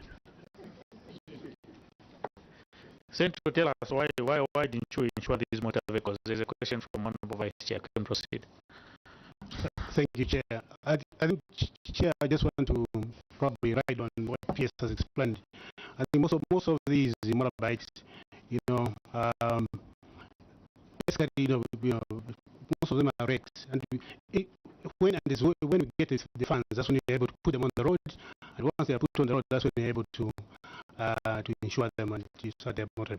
Otherwise, that's the main reason why they are not insured. Thank you. Yes, they do a board of survey, auction these, get the new ones, because the cost of insurance vis-a-vis also things which are a non-runner, and these are motorbikes. Motorbikes up and about is about 120,000, 150. So it's better even auction them in the next budget, buy new ones, let them be insured, because that way you also save in terms of running costs or maintenance costs. So, honorable colleagues, we proceed on this issue. Honorable Daka, you can proceed. Thank you, Mr. Chairperson. I'll take the controlling officer to maintenance of infrastructure, failure to maintain infrastructure affecting 6 districts. And Chair, as I have perused through some of the photographic evidence that are in the submission, some of the houses are displaying fundamental failures like huge cracks and so forth and forth, compromising on the safety of the occupants, as some of these structures, Chair, may collapse on the occupants any day or any month. Chair, we would want to inform the controlling officer on things that she knows already that the failure to conduct maintenance affects the design life of the structures, which means we're shortening the life of these structures. If they were designed to last maybe 8 years or so, they'll end up lasting maybe 20 years or so. And the government, that's a serious cost or serious wasteful expenditure that government would incur. And the maintenance delay, the chair, doesn't mean anything. You can't start maintaining houses which have outlived their design life. There's no life whatsoever, and you start coming thinking that you can start remedying the situation. Chair, things don't work like that. So we would want the controlling officer to inform the committee how sure is she that there will be value for money, or the value for money concept will be achieved. Because now we have heard that they would want to maintain 40 camp houses at a cost of, I was just aggregating here, at a cost of almost 80 million kwacha now if you add the 56 million and the 25. So now this committee would want to find out from you whether the value for money concept will be achieved. Because you can't come to the committee and start telling us that to start maintaining houses whose design life has expired. Instead of you coming to the committee and start telling us that you construct new structures, you want to maintain structures that are obsolete. So tell the committee whether the value for money concept will be achieved, because the committee takes what you have submitted to be just be reactive. I submit, Chairperson. PS, you can proceed. Honorable Mukumbi, before you proceed. Thank you, Chair. I also want to find out from the controlling officer whether you have a robust building inspector team, and do they move in provinces, or they are decentralized in such a way that you have officers within provinces, or they come from headquarters. Chair, submit. Thank you. PS, you can proceed. Thank you, Chair. To begin with, talking of what is before us here, Chair, I wish to state before this committee that these houses that we are talking about have been in existence for a very long time.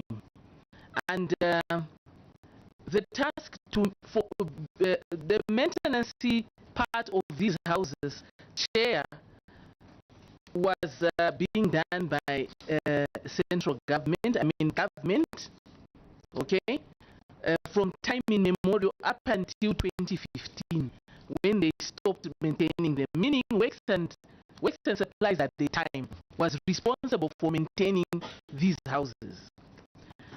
Up until 2015, when they stopped and said now the various institutions must maintain these houses. Now, funding was erratic, so these institutions were not able to maintain these houses. But as it is right now, Ministry of Agriculture head office has taken over the maintenance of these houses, whereby a budget has been made, where an allocation of funds has been provided for to maintain these houses we are talking about, Chair, today, whereby 40 camp houses per province are supposed to be worked on at a cost of 56 million kwacha. And as it is right now, some of these houses that you're seeing here have already had works commenced on them. So there are some that have been worked on, there are some that are still being worked on. The monies are already in the provinces, the contractors are already on site, and going forward, we will ensure, Chair, that we work extra hard to ensure that we complete this project in good time. I submit, Chair. Thank you. Thank you. Honorable Daka, follow-up question. Honorable Mpadari, then Honorable Mkumbi. You can proceed. Chair, controlling officer, you are not responding to the question from the committee. The committee wants to know whether you are certain the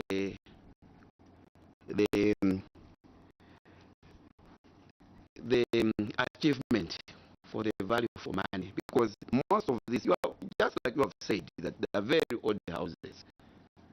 The committee wants to find out what is the rationale in maintaining something which is unmaintainable. Some of these structures from the photographic submission you have made, they are displaying fundamental failures, huge cracks. So now the committee is wondering, why should you invest all that money in structures that are maintainable, the structures which are a danger to the occupants? You can maintain 2, 3, 4 months.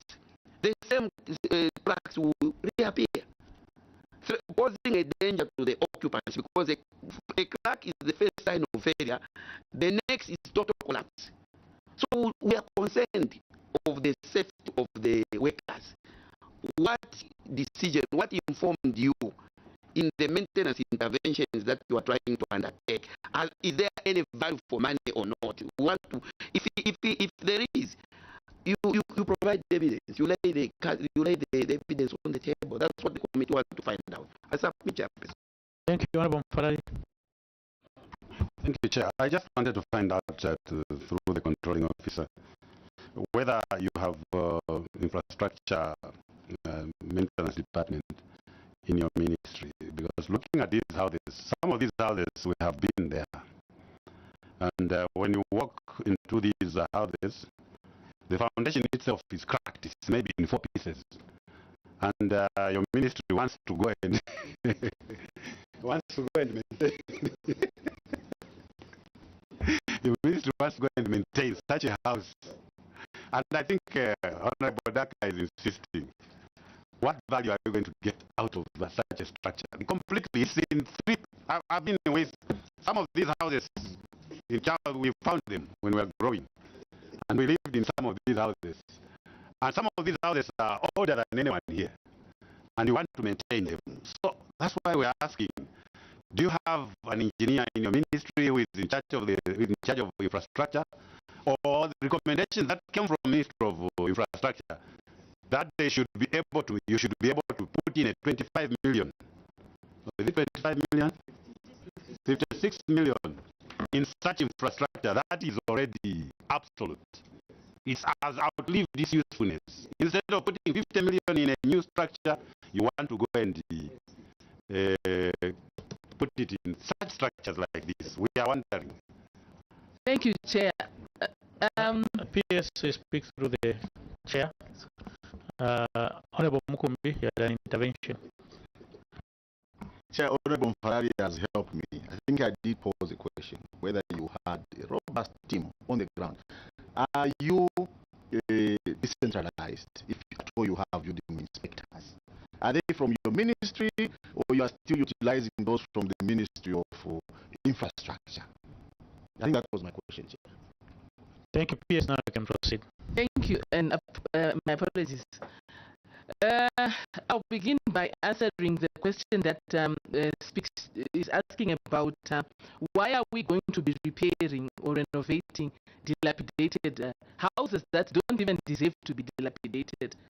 Because, yes, I'm saying to you, apparently these houses are not only 40, they are 536.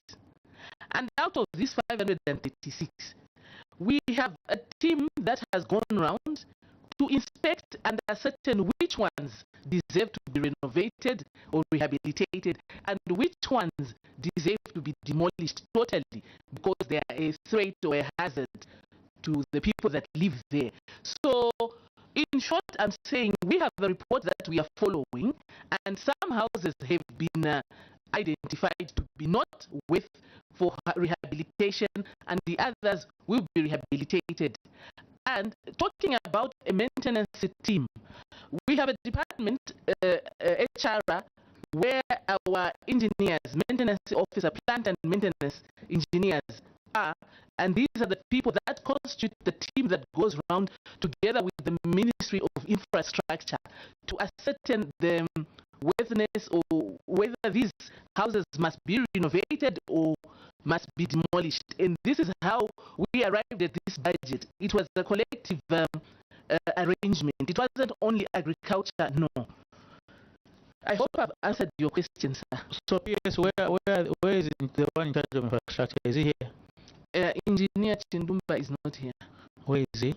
He's in the field currently. They're actually going. He's still checking the same infrastructure. Not really, but he's inspecting the rehabilitation because the contractors are on site, so he has to run with them. Thank you, Honorable Daka. Last intervention. Yeah, Chair, we appreciate the response of our controlling officer. I'm sure we are on the same page that there are some of these houses who have completely lost the structural integrity, and as such, they don't deserve to be maintained. And she has decided that there's a report that was compiled, and it's on the basis of that report that they have started making decisions. Chairperson, this is a committee of facts. We don't allow speculations, and as such, I would request the controlling officer to submit that very report so that we can appreciate that indeed you are making professional decisions. So we would want to see the report be laid on the table so as a committee to appreciate. I submit, Chairperson. Thank you, Honorable Mkumbi. Thank you, Chair. Just confirm with us, you said 40 houses per province. That will come to 400 of the 560 that you have as a ministry will be rehabilitated. Make us happy if that is a score for the 56 million that you've spoken about. Thank you, Honorable Daka and Honorable Mukumbi. Yes, Honorable Mfarari. Chair, the one concern on FTI is a shake. This FTI, how did it find itself being abandoned like this? With it, the structure seems to be okay, but the roof and the iron sheets, pens, I think, are no longer there. What happened? Where were the people managing the province when such a project or institution was abandoned in this fashion? Thank you. PS, you can proceed with those last three questions of this paragraph. Thank you. Thank you, Chair. To begin with, I would like to re-emphasize that there are 40 camp houses per province that will be rehabilitated at a cost of 56 million kwacha. In our budget for 2023. So we are saying not all of them are going to be rehabilitated, but a number has been picked to ensure that these are worked on. And then the rest, I think they are within those that have to be demolished and those that can be worked on or rebuilt. And then talking of Sesheke, I will request the PACO for Western Provinces here. He will give a clear picture as to why this has occurred in this manner or has happened, or why this particular structure was left to run down to this level. Thank you. Thank you. PACO Western Province, Sesheke, IFT, is it FTI, whatever? FTI, IFT, FTI, and then PS, we need the report, which you've alluded to that you have, that you can be when we go on break, tell your officers to start preparing. Please, PACO, tell us why was that infrastructure neglected to that an extent? You can proceed. Thank you, Chair. The Sesheke Papa Training Institute was affected in 2017 by a heavy storm that blew off the roof of the dormitory, affecting about 10 rooms. The other structures are still there and we're still using them, but that picture from 2017, of course, has deteriorated over time. We requested for rehabilitation of it through provincial administration. We've tried the disaster management and mitigation unit, and currently we've equally tried the CDF fund, but up to now we have not gotten a positive response. I submit, Chair.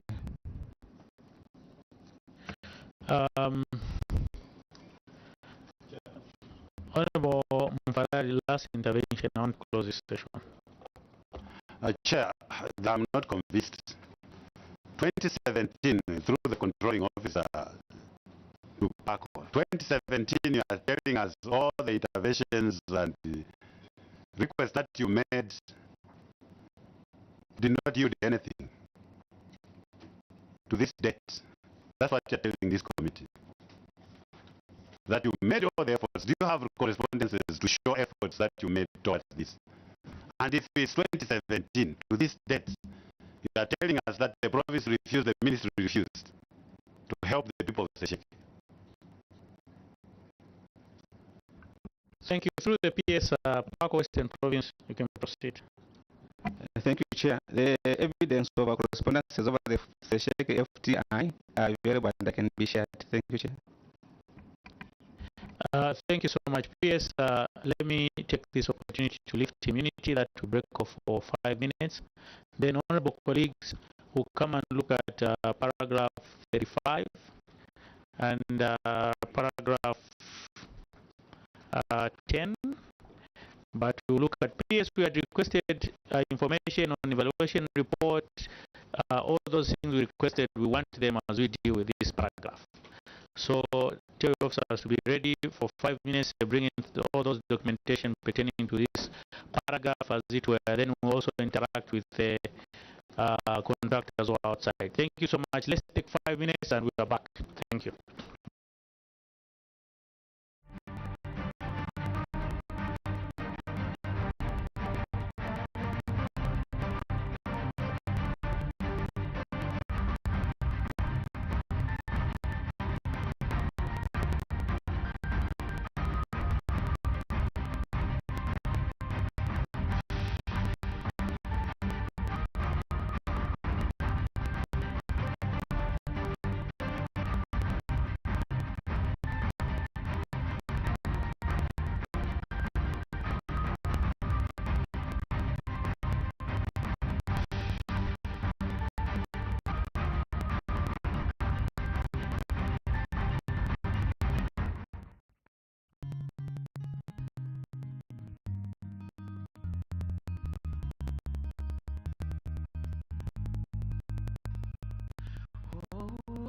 Searching for peace, oh, searching for joy.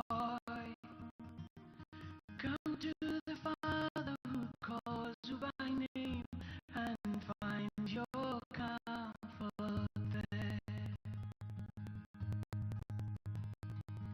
All who are thirsting for love, all who are praying for answers. Come to the Father of light.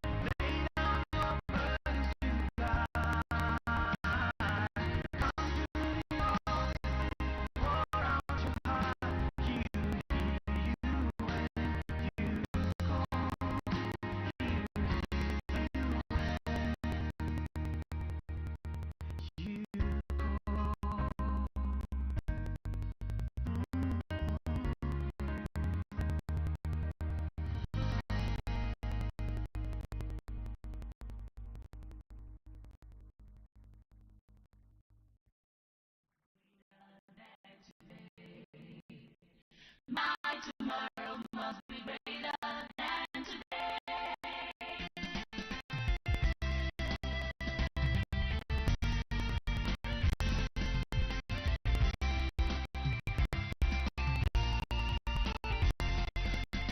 It's ancient, I'm sure that it cannot reach to you.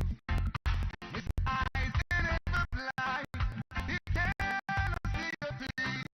His ears are not deaf that he cannot hear you cry. Your tomorrow must be greater